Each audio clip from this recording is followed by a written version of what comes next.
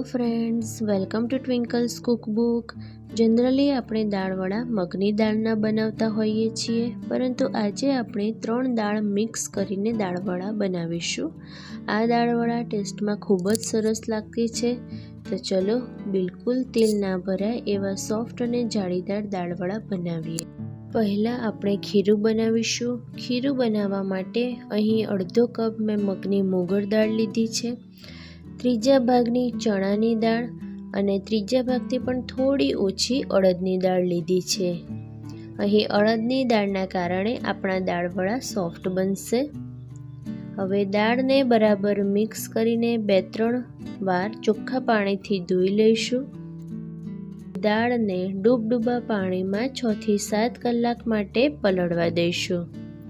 જો તમારે જલ્દી હોય તો તેને હૂંફાળા ગરમ પાણીમાં 2-3 કલાક માટે પલાળશો તો પણ તમારી દાળ સરસ એવી પલળી જશે।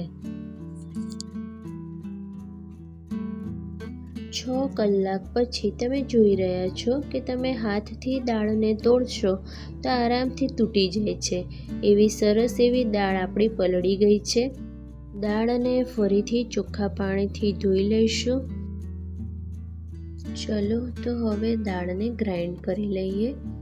દાળને આપણે થોડી થોડી કરીને ગ્રાઇન્ડિંગ જારમાં લઈને ગ્રાઇન્ડ કરવાની છે।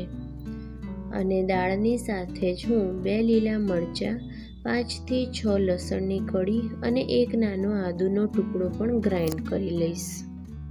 હવે અહીં આપણે પલાળેલી દાળ લીધી છે, તો ગ્રાઇન્ડ કરતા સમયે દાળ ગ્રાઇન્ડ ના થાય તો જ 1 કે 2 ટેબલ સ્પૂન પાણી ઉમેરીશું, નહીંતર પાણી ઉમેરીશું નહીં। ખીરામાં હવે સ્વાદ અનુસાર મીઠું ઉમેરીશું।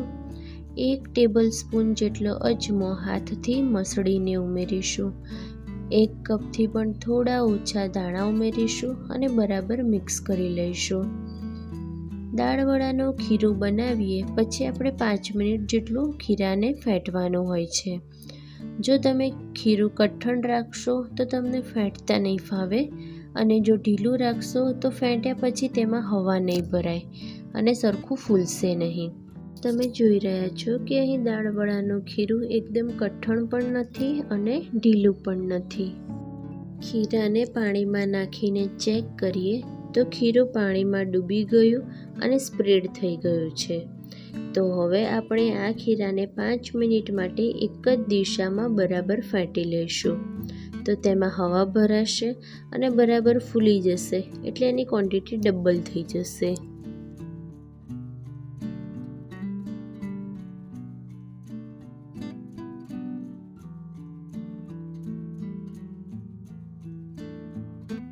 પાંચ મિનિટ પછી તમે જોઈ રહ્યા છો કે ખીરું ડબલ થઈ ગયું છે, કલર પણ બદલાઈ ગયો છે અને ખીરામાં સરસ એવી હવા પણ ભરાઈ ગઈ છે। તો ખીરું ફરી પાણીમાં નાખીને ચેક કરીએ તો ખીરું પાણીની ઉપર તરી રહ્યું છે। બીજી બાજુ તેલ ગરમ કરવા મૂકી દઈશું। તેલ ગરમ થવા આવે એટલે ખીરામાં 1 ટેબલ સ્પૂન ઈનો અને થોડું ગરમ તેલ ઉમેરીશું અને બરાબર મિક્સ કરી દઈશું। દાળવડા તેલમાં નાખીએ અને તળીને તરત ઉપર આવી જાય એવું તેલ ગરમ કરવાનું છે।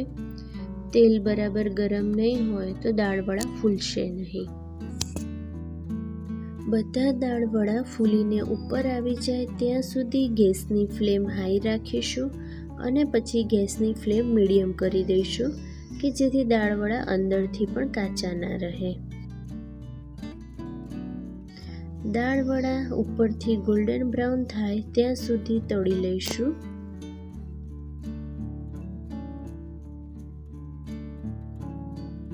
તમે જોઈ રહ્યા છો કે દાળવડાનું ઉપરનું લેયર ક્રિસ્પી થઈ ગયું છે, તો દાળવડાને પ્લેટમાં લઈ લઈશું। ફ્રેન્ડ્સ, તમને મારી રેસીપી સારી લાગી હોય તો વિડીયોને લાઈક કરજો, શેર કરજો અને ચેનલને સબસ્ક્રાઈબ કરવાનું ભૂલતા નહીં।